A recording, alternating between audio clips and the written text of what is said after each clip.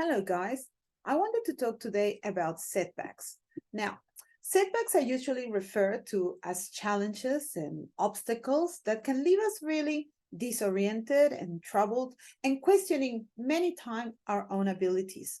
It's easy to fall into the trap of self doubt and feeling overwhelmed, and we have this terrible urge to give up. However, let me share with you some transformative steps in order to turn these setbacks into opportunities for growth. By embracing setbacks as valuable learning experiences, we can gain a newfound sense of direction and purpose. Firstly, we need to recognize what are these setbacks and how sometimes these setbacks are valuable learning experiences that we can gain a newfound knowledge and a sense of direction and purpose.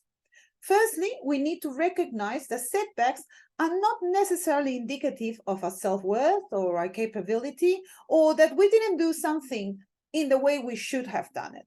Whatever you were doing, whether it's a personal thing, whether it was a business, whether it was a project, whether it was something that you really wanted to do it in a certain way and you didn't achieve the outcome you expected, you will see it as a failure. Now, I want to start really rethinking that word. I don't like to use the word failure in general because I think it's very important, the wording that we use when we talk about our own stories. So let's use setbacks to reframe what is really our true strength, our creativity, and the ability that we have to adapt to all of those kind of different circumstances.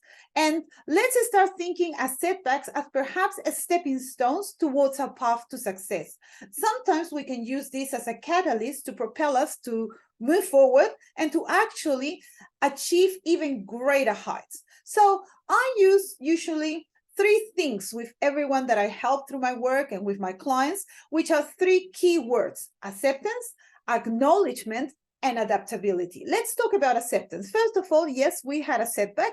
And like I said, we need to reframe how we think about it. And we need to connect with that feeling within us. We're very emotional. And we need to acknowledge that emotional state that allows us to validate and understand what's going on. It's important in this moment to practice self-compassion, to treat ourselves with kindness and understanding first, and really delve into what's happening in our body. And in that way, we can engage in some self-nurturing activities. Sometimes I do a lot of somatic experiencing work with my clients, and sometimes even just gently rubbing our arms, it allows us to have some oxytocin released in our brain, and we have to do it for at least 5 minutes. And that makes us give us some sense of calm, promotes that kind of soothness, and allows to decrease the stress response. So when we gradually step into this self-compassion for a little while, then we're ready to move to my next A, which is acknowledgement. Now, from setbacks, we need to think about what valuable lessons can I extract from here. We need to acknowledge the impact and find the meaning within the experience. It's essential to reflect on the setback and really identify what's the insight and what are the takeaways. What am I going to take away from this experience that's just happening by examining what maybe didn't go as I expected, what contributed, why can I learn from it, how can I find meaning? Because when I look at it past the surface level, that's disappointment and frustration, and trust me, I've had a few of them, I can really recognize the potential for growth, for resilience, and for personal development, that in each of these setbacks, I can dig in and I can really rise stronger than ever. It's also important to know that these setbacks can actually uncover many lessons that can shape you into more empowered and a more fulfilling path forward, even when we don't see it at the moment we're going through it.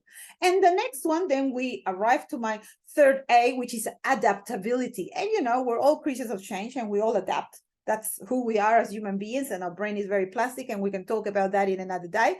Well, once we move from those two steps, we can redefine ourselves. We can redefine our project, our venture, our business, where we were going. And actually, you can recreate and regenerate who you are. It's the best opportunity to actually have a fresh start and to redirect where you were heading in life, because you will be wiser, you will have more knowledge, you will have more lessons, and you will know exactly what didn't work last time, and perhaps what you were not doing that you did disliked and was not working, and how you can do it again. And first of all, you will have found something that I call magic in quotes, something that I love to call hocus focus. Okay, and this is because you really need to move now into actionable steps and have a target, but we'll talk about that one next week. I hope you enjoy this. Follow my 3 A's for any kind of setbacks: acceptance, acknowledgement, and adaptability.